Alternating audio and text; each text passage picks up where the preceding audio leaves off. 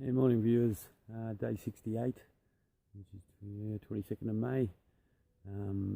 Got to the shelter, didn't get wet before the storms came, even got to have tea. Read in the manual that the little book that people register in, that and it was yesterday that someone said there was a big black snake eating the mice. Me and the Australian lady were eating at the table, and another guy come to get water, and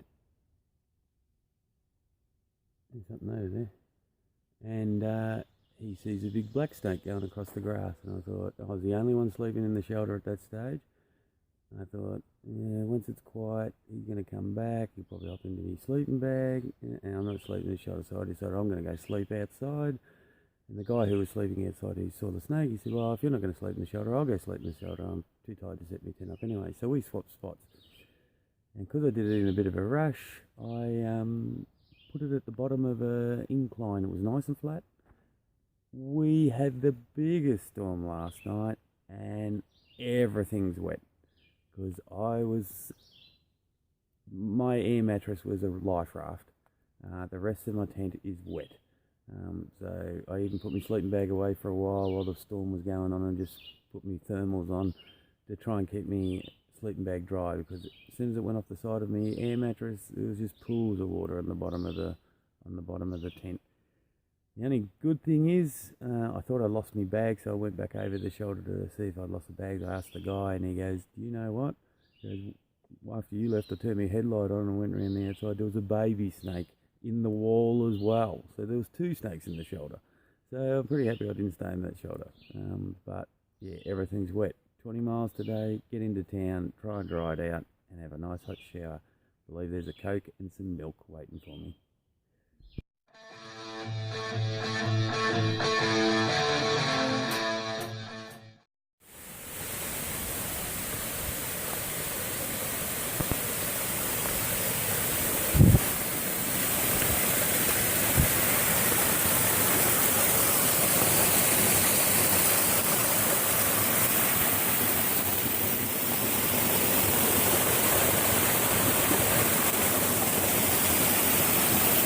This is all from the rain last night that flooded my tent.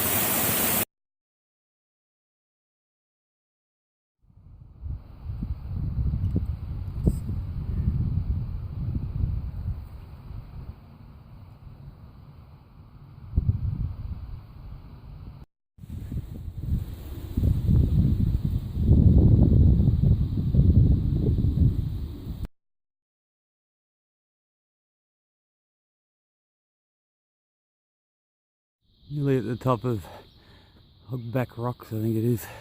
This is the view before there. There's a tourist resort over there, and then you get a view down into the valley.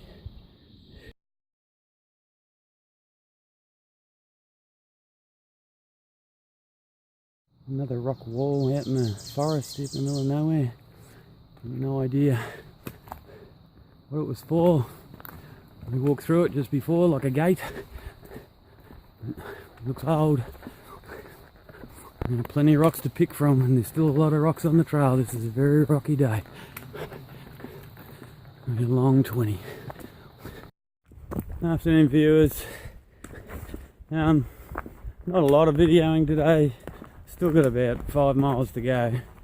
But just nothing to really look at, just rocks and pain. Took a tumble today, landed on, it was in the right middle of a rock patch, I suppose, and slipped on one of them from all the rain last night, and landed on my forearm on the right arm. Hurt for about 10 minutes, but then come good. 2 little bits of skin taken off, but I got lucky because there was rocks all around that place. At the moment the trail's not too bad. I've got to turn here. Yeah, so not a lot of videoing. I can hear thunder all around me, so it's humid again. It's sapped the energy out of me. I don't think I'm going to get to the visitor centre before they close. I'm trying to, but just no energy. I'm just lucky it's going downhill most of the way. Just about to get to a shelter in about a mile, 1.6 k's. and then it's uphill for a short period. That'll really drain my energy.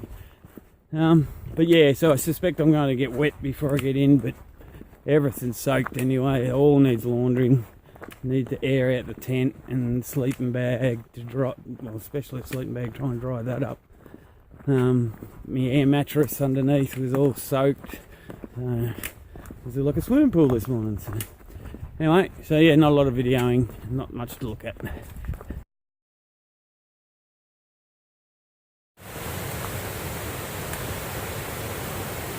About at the last shelter before Waynesboro. This obviously is the water source, and again with the amount of rain last night, it is flowing, really flowing. I hope I can get across no problems. Wow, the trail's over there somewhere. There is water coming from everywhere. Made it across safely. And cool on my feet.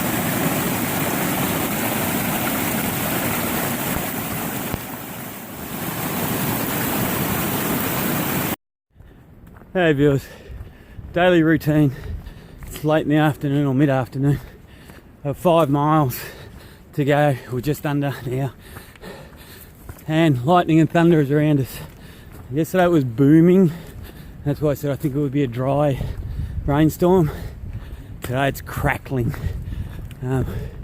So I think there's a good chance we're going to get wet before we get there. Bud and I sort of at the same pace as me today. So we're going to try and share a shuttle into town. She's got a room at the Quality Inn as well. She's just ahead of me. So doing our last climb for the day now, and then it's downhill from there to the interchange. Oh, it won't be long. You can hear the crackles.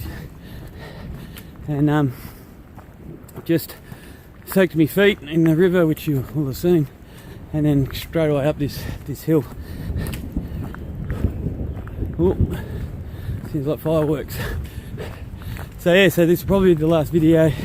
Mainly because I've already put the phone in the bag. I just got it out to let you know what's happening. The other thing is, we're going to try and do this 5 miles in under 2 hours, which is normal. That's 8 kilometres, 5 miles. We usually can do that. Just don't want the rocks to be too slippery, because the place where you ring everyone from shuts at 5. So then it's a bit more of a hassle. So well, the wind's picking up too. Alright, I'll put the phone away for now because I don't want it getting wet.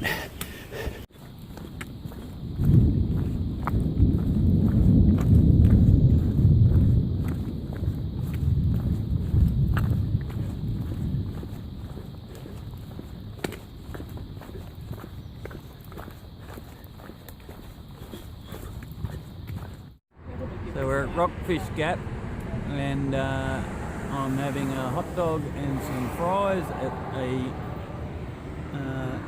King's Gourmet popcorn side of the road thing, waiting for our shuttle driver. There was a list of names of free shuttle people who will take us into Waynesboro, where I have Hawkeye waiting in a motel room with some milk.